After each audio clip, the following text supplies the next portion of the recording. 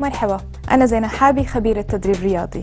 تعرفوا أنه جزء مهم من اتباع أي نظام غذائي صحي هو ممارسة التمارين الرياضية. فتمريننا لليوم رح يبدأ بتمرين الأرجل، نسميه لونجز، بس رح نعمل اليوم بيبي لونجز. بفتح رجلي على قد الحوض، برفع كعب رجلي لفوق، رح أعمل 10 اتجاهي للأمام. 1 2 زب أب، يعني نشد البطن. كمان 4 10. لاحظوا انه الركبة ما بتتعدى اصابع الرجلين. طبعا نعمل الاتجاه الثاني، تذكروا ارفعوا كعب الرجل عن الارض، اتجاهي للامام، بشد البطن، بفتح الكتاف. كمان 5 اصابع الرجلين التنتين اتجاههم للامام. 10. التمرين اللي بعده بنرفع دقات القلب شوي، بنرفع الركبة لمستوى الحوض 10 مرات. اذا حسيتوه كتير سهل تقدروا تنطوا.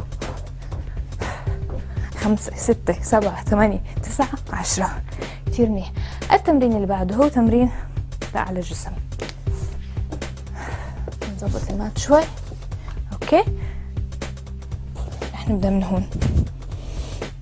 الركب على الأرض، بفتح ايدي أوسع من عضلة الصدر وبنزل لتحت. إذا حسيتوا كتير صعب عليكم تنزلوا بس شوي. هاي 6. تمرين لكل عضلات الجسم من فوق.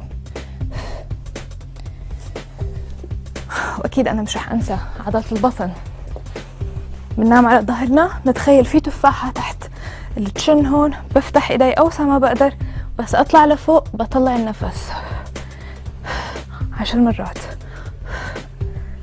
هاي 4. بتقدروا تطلعوا بين الركب كمان. 6. تذكروا ما تشدوا الرقبة. 9 10. هاي مجموعة التمارين الأولى اللي يعني هي circuit training. بتقدروا تعيدوها 2 3 أو حتى 10، ولاحظوا إنكم رح تشوفوا نتائج مذهلة. بشوفكم مرة الجاية. باي.